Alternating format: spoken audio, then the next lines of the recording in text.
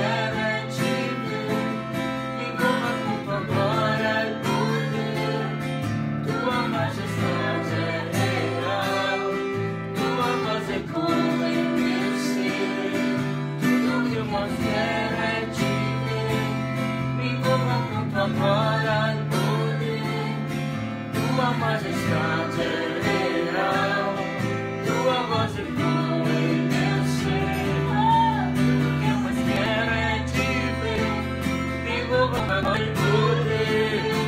Tua majestade é real.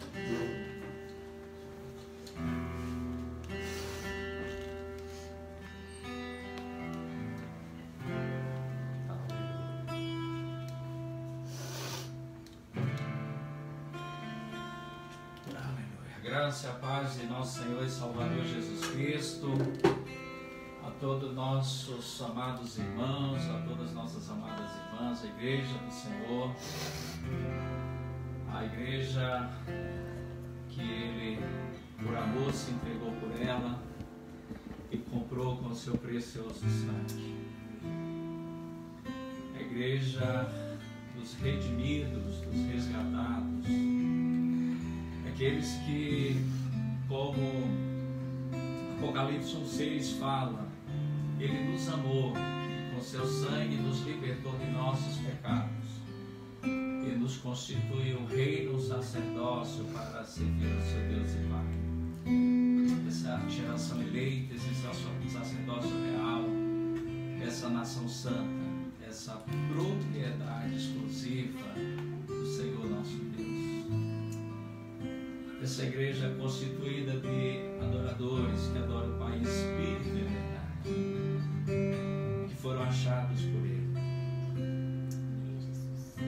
Porque Ele, a palavra diz, Pai busca aqueles que o adorem, o adorem em espírito e verdade. Ele buscou Davi, homem segundo o seu coração, e achou. Ele busca a mim e a você, ou buscou a mim e a você e encontrou. É por isso que nós estamos aqui nesta hora, diante dele, na presença dele, para adorá-lo com todo o nosso coração, porque Ele é bom, porque o seu amor dura para sempre, as suas misericórdias não têm fim. Oh Deus maravilhoso, que não nos deixa nem nos desampara, e ao invés de chamar, mas que se faz presente neste lugar. Aí onde você está, meu irmão, Oh, glória a Deus. Ele não nos deixa só. Ele é conosco. Se tivermos que passar pelo fogo, Ele é conosco. Se tivermos que passar pelas águas, Ele também é conosco. Não importa. Não importa. Eis que estou convosco. Emmanuel. Jesus. Jesus de Nazaré. Aleluia. Nós te amamos. Te louvamos, Senhor. Aleluia. Nossa alma engrandece ao Senhor. Nosso espírito se alegra em Deus, nosso Salvador, pois com poder tem feito grandes coisas em nossa vida. Louvado seja o nome do Senhor. Glória a Deus. Glória a Deus. Pai, nós nesta hora te louvamos, te bendizemos. Abba, Pai. Obrigado pelo teu Espírito que o Senhor fez habitar em nós, que está conosco, que clama dentro de nós. Abba, Pai, porque é o Espírito do teu Filho, é o Espírito de Jesus que habita em nós, está conosco. Abba, Pai, Paizinho de amor, Pai querido. Deus, visita nossos irmãos, visita em Aracaju, Bom Jesus, Cafarnaum, João Pessoa, simplesmente. Visita cada irmão aqui em Ceilândia Norte. Visita nossos irmãos em toda esta nação, Pai. A tua igreja, Senhor, os teus eleitos, os teus remidos, aqueles que foram batizados no teu corpo, Jesus, que o Senhor tem cuidado, que o Senhor tem alimentado. Visita nossos irmãos na África. Visita nos países onde eles não têm liberdade, Senhor, de celebrar publicamente, onde eles sofrem perseguições, ameaças, espólios, Senhor, perdem o emprego. Muitos deles, Senhor, perdem os seus familiares, porque são excluídos por causa da sua fé em Cristo Jesus. Muitos estão encarcerados, meu Deus. Visita-os, Senhor Pai. Visita-os. Visita os seus familiares, esposa e filhos que ficaram em casa. Muitos deles, meu Deus, sofrendo necessidades porque o seu pai está preso, era o provedor de sua casa. Meu Deus, visita nossos irmãos.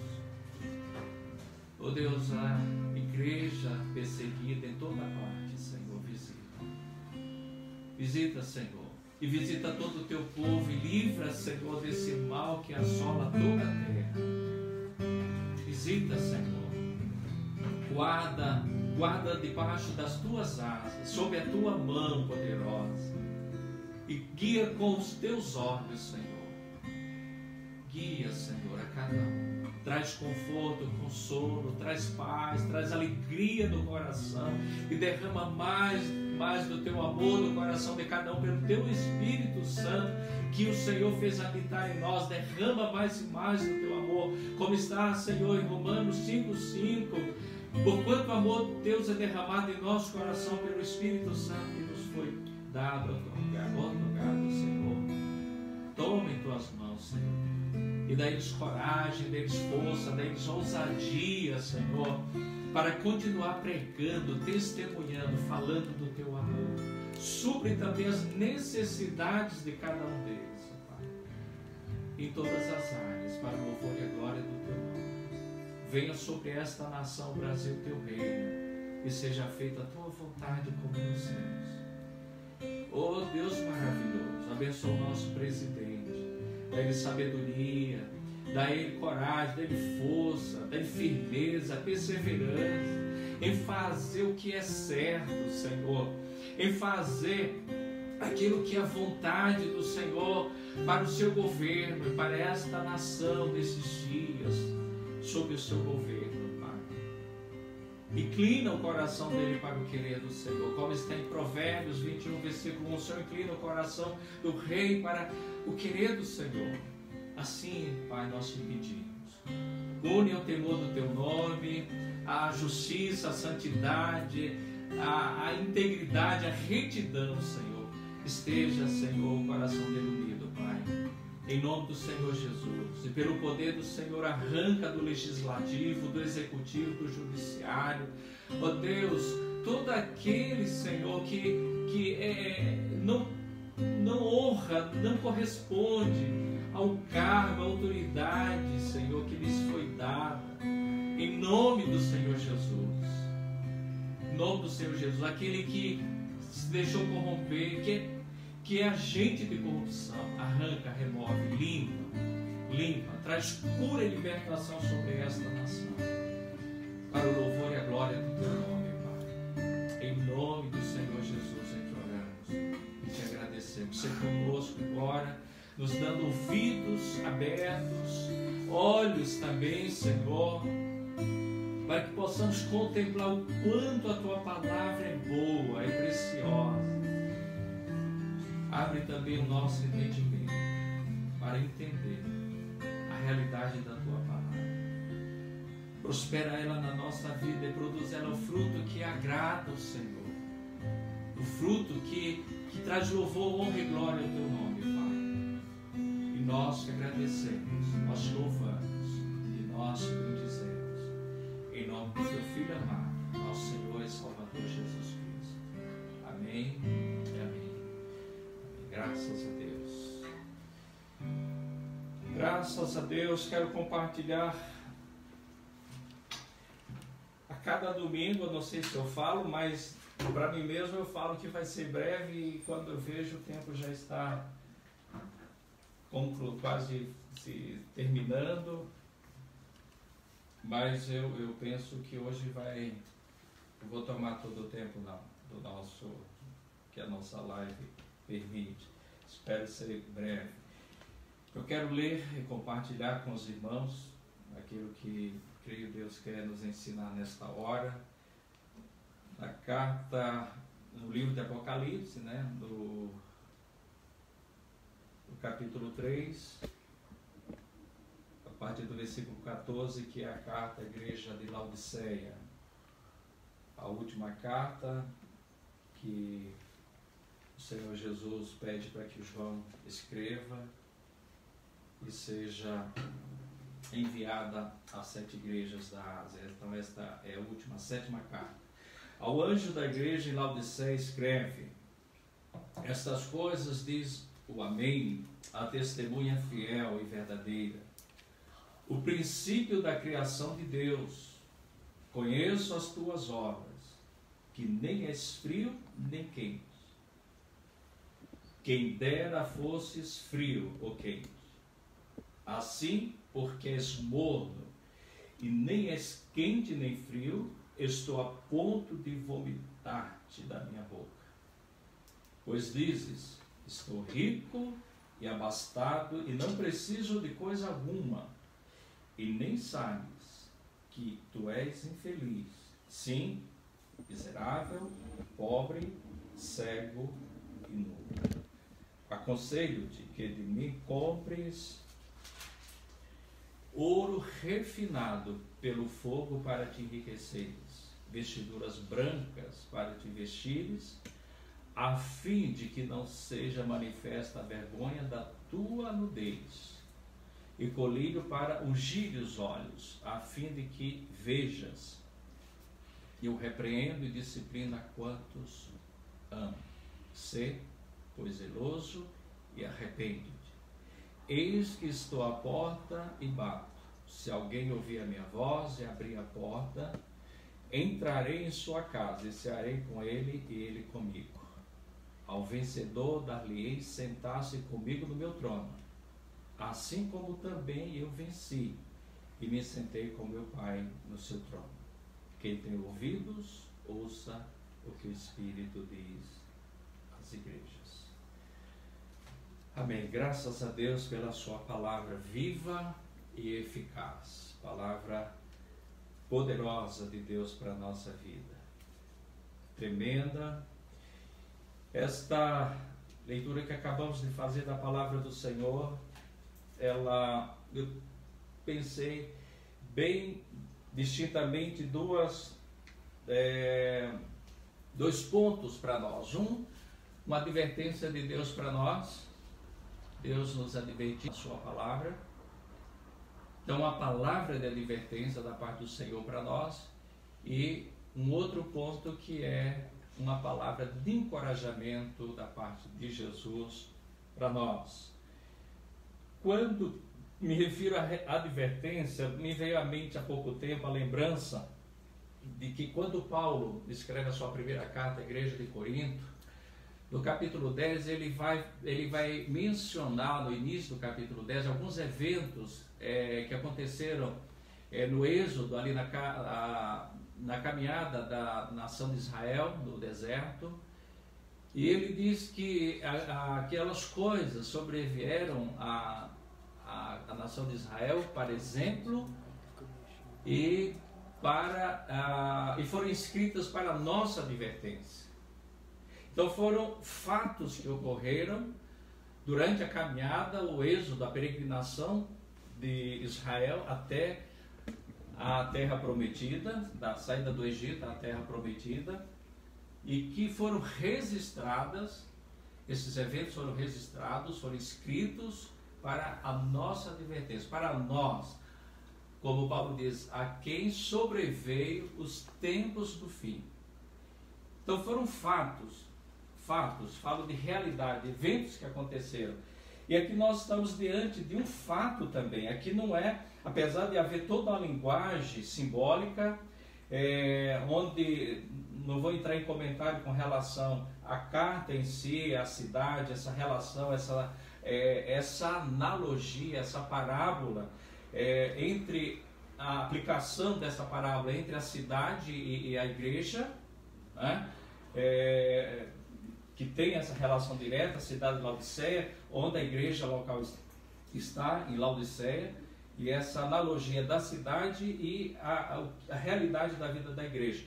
Mas chamar a atenção de que isso é um fato, isso de fato aconteceu. A igreja estava justamente nessa condição, né? Onde se achava rica, abastada, que não precisava de nada aos seus próprios olhos, mas que aos olhos de Deus, aos olhos de Jesus, ela era infeliz, miserável, era pobre, cega e nua.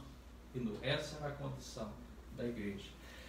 Mas o que me chamou mais atenção é justamente o capítulo 20, que aliás, toda a carta nós conhecemos muito bem, mas o capítulo 20, né, que é justamente a palavra de encorajamento, que é quando Jesus: estou à porta e bato.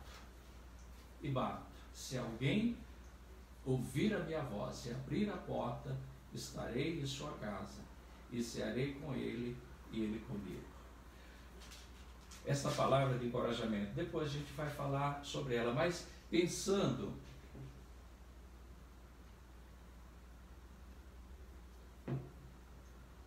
na palavra de advertência. A advertência fala de algo, nos chama a atenção para algo que é perigoso. Há um perigo iminente, um perigo inclusive de morte. Então, a advertência é essa palavra, né, de Deus para a nossa vida, de nos advertir sobre algo perigoso. Agora, que algo perigoso é esse que Deus está nos advertindo? E dentro do contexto dessa carta, penso que Deus quer nos advertir do perigo da religiosidade. Então, a advertência de Deus para mim, para você, para nós, a igreja dele hoje, nos nossos dias, do perigo da religiosidade. E quando eu estou falando, eu poderia falar, como esse texto, a gente poderia falar muitas coisas sobre ele, também poderíamos falar muitas coisas sobre a religiosidade, mas eu gostaria que a gente pensasse um pouco a religiosidade como algo, como Paulo escrevendo ao seu discípulo, pastor Timóteo, ele diz que adverte sobre o perigo da piedade onde ela tem apenas a forma, mas que nega o seu poder. Então a religiosidade é algo que tem forma de piedade, mas nega o seu poder pelo modo de viver. A religiosidade, ela consegue fazer com que as trevas possam conviver com a luz. Por isso que ela é perigosa. Ela é muito perigosa porque ela pode apresentar uma vida cristã ou um cristão sem Cristo. Sem Cristo. Um cristianismo sem cruz. É algo louco, mas é fruto, se é que eu devo dizer, da religiosidade. Ela tem forma de piedade, mas ela não tem o poder da piedade. Ela se apresenta como cristã, mas sem Cristo. Cristianismo sem cruz. Ela consegue relacionar trevas com luz. Ela consegue amar a Deus e a Mamon ao mesmo tempo. Ela consegue unir o templo de Deus com os ídolos. A religiosidade, ela consegue isso. Porque ela é sincrética. Ela se mistura com isso. Por isso é perigoso. E o que é pior, ela nos cega. Ela nos cega. É isso que está acontecendo aqui com a igreja de Laodiceia. Ela pensa que ela é rica, que ela está abastada e que ela não precisa de coisa alguma. Esse é o perigo da religiosidade e que Deus quer nos advertir nesta noite. Aliás, Ele está nos advertindo nesta noite. A religiosidade tem esse poder de cegar, que a pessoa é incapaz, a igreja é incapaz de enxergar a sua real condição. A sua real condição. E ela então tem essa ilusão, essa falsa visão de si mesma. Ela acha que é rica, é abastada, que não precisa de coisa alguma. Mas o Senhor, que conhece a cada um de nós, que conhece a sua igreja, conhece as nossas obras, como Ele diz, conheço as tuas obras. Ele vê diferente, ele enxerga aquilo que a religiosidade não permite a gente enxergar.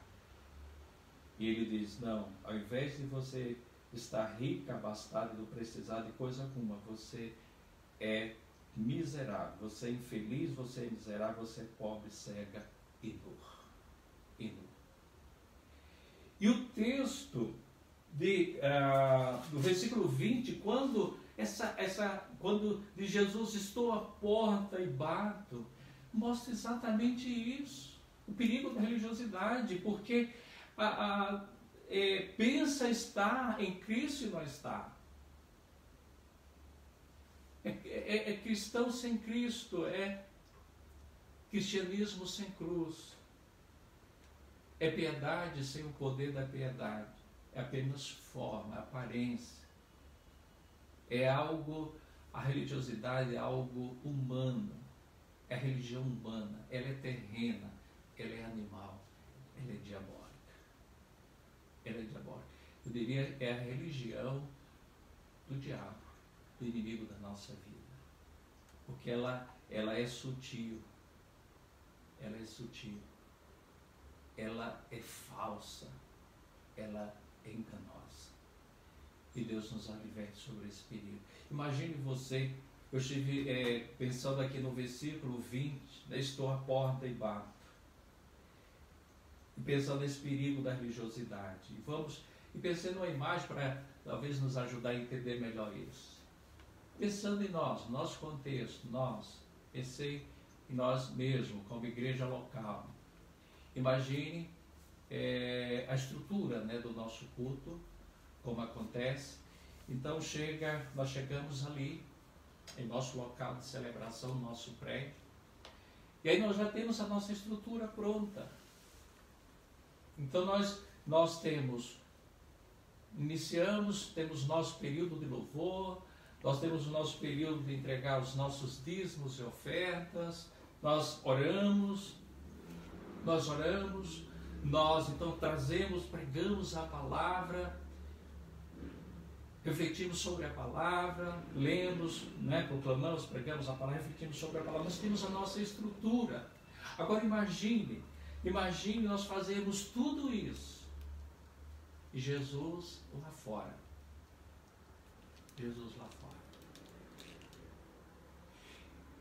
Batendo, querendo entrar, e nós não conseguimos ouvir ele bater insistentemente para entrar, estar conosco. Aí você pode perguntar, mas isso é possível, pastor? Sim, é possível, estava acontecendo, isso foi escrito, Isso sobreveio a eles, pegando o que eu acabei de citar do Coríntios 10, 1 Coríntios 10, sobreveio a eles e foi escrito para a nossa advertência. É possível. Porque a religiosidade, ela nos engana e nós passamos, como eu falei, a religião urbana, nós passamos a ter o prazer, a satisfação na estrutura que nós criamos. Nós nos alegramos em nosso próprio louvor. A religiosidade é religião com um fim em si mesmo. Com um fim em si mesmo. Então ela satisfaz a si mesma, porque a religiosidade é uma religião de conveniência. Algo que agrada a nós mesmos. Agrada a nós mesmos. Como a igreja diz, estou rica, estou abastada, não preciso de nada, mas ela era miserável, era infeliz, miserável, ela era pobre, ela era cega e nu, porque faltava tudo. Faltava o mais importante. Faltava Jesus. Ele estava fora. E isso, amados irmãos, é possível acontecer.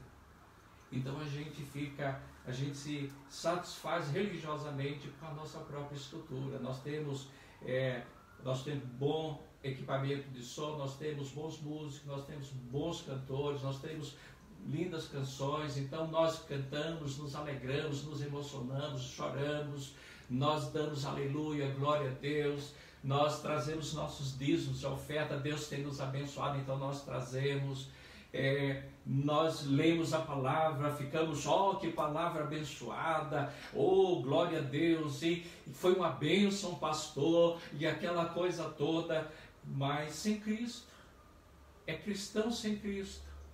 É cristianismo sem cruz, porque nós, pelo nosso modo de viver, pelas escolhas que fazemos, nós deixamos Jesus fora disso tudo. Nós deixamos ele lá fora.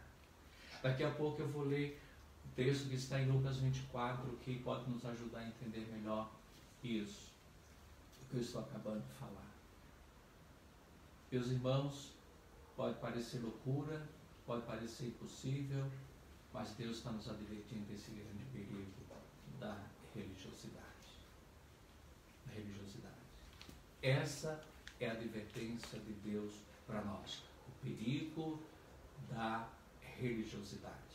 Essa religião de conveniência, essa religião que é humana, que o homem está no centro, o homem, o prazer é do homem, então o louvor foi uma bênção porque agradou a mim, a palavra foi uma bênção porque falou o que eu queria ouvir, exatamente o que eu estava querendo ouvir, o que eu precisava ouvir, mas que isso não muda em nada a nossa vida, não transforma a nossa vida.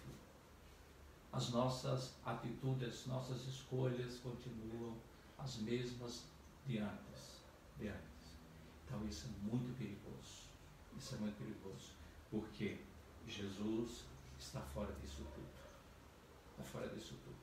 É o que o texto nos diz. Agora a palavra de encorajamento é que Jesus nos ama. Ele nos ama e por isso Ele nos adverte. Porque Ele nos ama, Ele nos adverte. Ele nos repreende, como o versículo geral diz. Eu repreendo, eu disciplino a quantos amo. Ele traz luz, né, a essa escuridão, essa treva que está sobre a nossa vida. E Ele diz, ser pois zeloso e arrepende-te. Então essa palavra de encorajamento é a palavra, o convite de Jesus ao arrependimento, a ouvir a sua palavra, ouvir a sua voz, ouvir esse chamado para uma vida de relacionamento, uma vida em que Ele é a nossa vida, em que Ele é a nossa alegria, o nosso prazer, e que não há sentido de um cristianismo sem Cristo, não há sentido de um culto sem presença de Cristo, não há sentido nenhum de uma vida sem Cristo. Uma vida sem Cristo é o que ele falou, é estar miserável, é estar pobre, é estar cego, é estar nu. Ele está falando aqui não é de pobreza material, pelo contrário, essa igreja, como eu falei analogicamente, a cidade é uma cidade rica, né, uma cidade próspera, e assim era a igreja materialmente falando, mas era pobre espiritual, era cega no sentido de visão do reino de Deus, de contemplar a glória de Deus, de contemplar a grandeza de Deus, a beleza da comunhão com Jesus Cristo. Era nua, despida das obras de justiça, das obras que glorificam a Deus, das obras, dos frutos que glorificam a Deus. Essa era a condição da igreja. Por que isso? Porque Jesus foi excluído. Jesus estava à parte. Eles não precisavam de Jesus. Estavam ricos, abastados, não precisavam de coisa alguma. Isso é muito perigoso, mas o convite de Jesus é: estou à porta e bato. Se alguém ouvir a minha voz e abrir a porta, entrarei em sua casa e cearei com ele e ele comigo. Que visão maravilhosa, encorajadora, meus irmãos, animadora. Jesus nos ama e Ele deseja trazer vida a cada um de nós. Ele deseja nos encher com a sua vida, com a sua presença, com a sua glória. Que coisa maravilhosa. Ele diz assim, cearei, né? Assim, se abrir a porta, entrarei. Ele diz, vou entrar e vou cear com ele e ele comigo. Relacionamento, vida com o Senhor Jesus. Que coisa maravilhosa. E como eu falei, esse texto aqui de Lucas 24 nos ajuda a entender melhor isso, amplia, ajuda o nosso entendimento melhor do que acabamos de falar. Aqui, a partir do versículo, Lucas 24, a partir do versículo 13, vem narrando o encontro de Jesus com dois discípulos que estão indo de Jerusalém a um povoado chamado Emaús. E à medida que eles vão caminhando até esse local, esse destino, Jesus vem de encontro a eles. E Jesus então se aproxima deles e começa a falar com eles. E à medida que eles vão se aproximando do lugar que eles estão indo, esse povoado, o versículo 28 vai dizer o seguinte: quando se aproximavam da aldeia para onde iam, fez ele menção de passar adiante. Ou seja, Jesus fez menção de adiante, de que é para outro local, mais à frente. Mas eles o constrangeram. Que coisa maravilhosa. Dizendo, fica conosco, porque é tarde, e o dia já declina. E entrou para ficar com eles. E aconteceu que quando estavam à mesa, tomando ele o pão, Jesus tomando o pão, abençoou o pão, partiu o pão e deu àqueles dois discípulos. E quando Jesus fez isso, a palavra diz que os olhos deles se abriram e eles reconheceram o Senhor Jesus. Percebe uma relação aqui com o versículo 20? A igreja, por não ter essa comunhão com o Senhor Jesus, ela está pobre, nua, ela está cega, nua, não consegue ver a sua condição. Não consegue, porque ela não consegue contemplar Jesus, a sua maior riqueza, o seu maior tesouro, a sua vida, a razão dela ser, dela existir. Mas aqui esses discípulos, porque convidaram Jesus para entrar, estar com eles, e ceiarem com Jesus, tiveram os seus olhos abertos. Entenda, antes desses discípulos terem essa experiência com Jesus, eles estavam desanimados, desesperançosos, estavam desistindo da sua fé. Eles estavam apenas conhecendo Jesus morto, incapaz de cumprir as suas promessas. Essa era a pobreza espiritual da igreja de Laodiceia.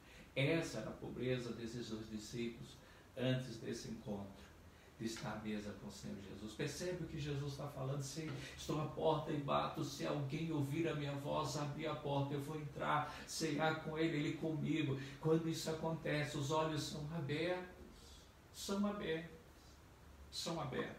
E os versículos seguintes vão dizer para mim e para você, depois que os olhos foram abertos, eles reconheceram Jesus. Depois Jesus sai, olha o que acontece com eles, e disseram um para o outro, porventura não nos ardia o coração quando ele pelo caminho nos falava, quando nos expõe as Escrituras. E olha só, e na mesma hora, levantando-se, voltaram para Jerusalém. Ou seja, imediatamente, eles se levantaram, voltaram para Jerusalém, onde acharam reunidos 11 e os outros que com eles, e os quais diziam, o Senhor ressuscitou e já apareceu a Simão. Então os dois discípulos contaram o que lhes acontecera no caminho e como fora por eles reconhecido no partir do pão. Meus irmãos, quando a gente convida Jesus para estar conosco, o que faltou à igreja de Laodiceia, e que o Senhor nos adverte hoje para que a gente não caia no mesmo erro.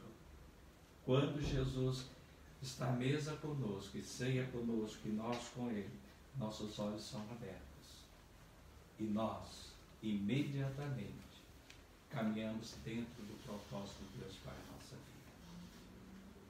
Emaús não era o propósito de Deus para aqueles discípulos, não era o lugar que Deus tinha para eles. O lugar de Deus para eles era Jerusalém.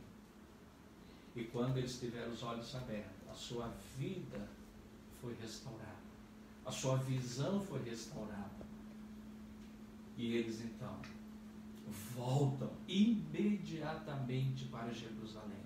Então, quando os nossos olhos estão abertos pela essa comunhão com Cristo Jesus, a vida dele fluindo em nós, que esta é a verdadeira religião, o verdadeiro cristianismo, então nós caminhamos dentro do propósito de Deus.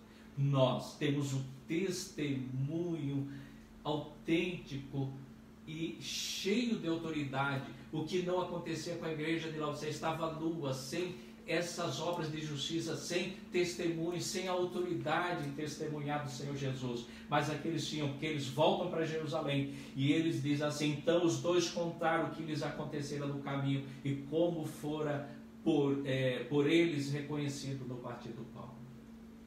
Meus amados irmãos, o dia já está findando, como o texto diz.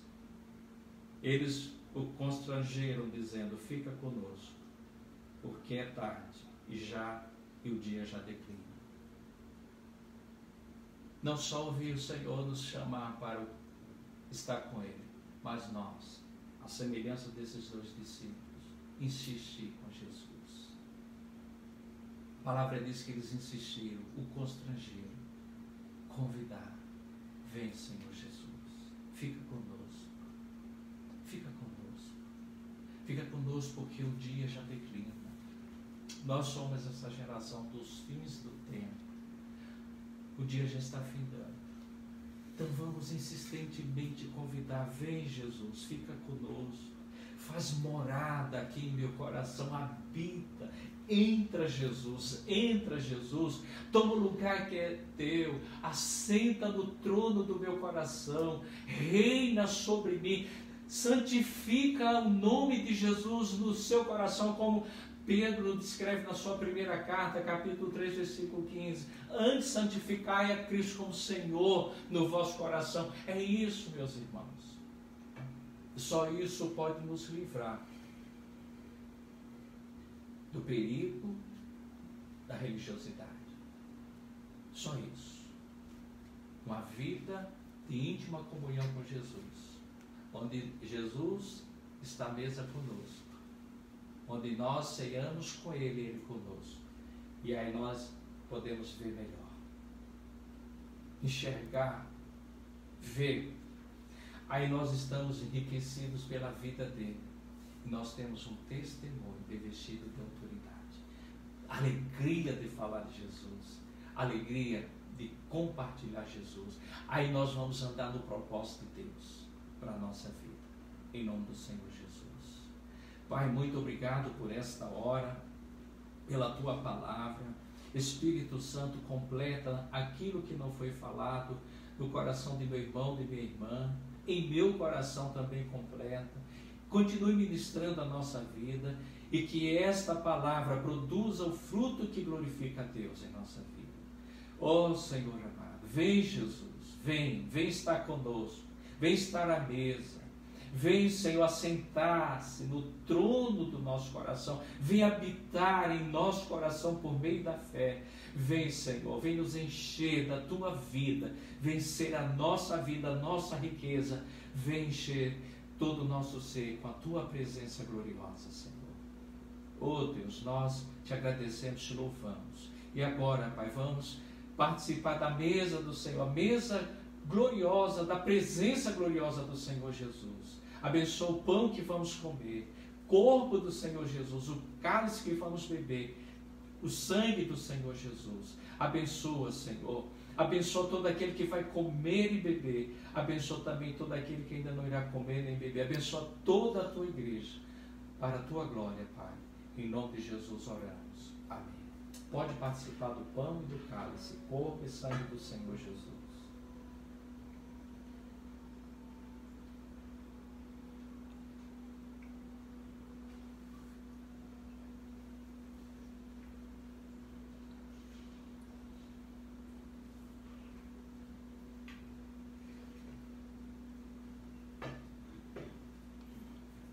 Glória a Deus, glória a Deus. Vem, Senhor Jesus, tomar o lugar que é teu por direito em nossa vida.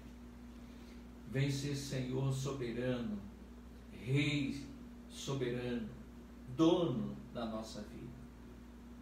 Vem, Senhor, nos conduzir dentro do teu propósito para cada um nesta semana que está se iniciando. O Senhor esteja à nossa frente e a sua glória à nossa retaguarda. E nós agradecemos e te louvamos.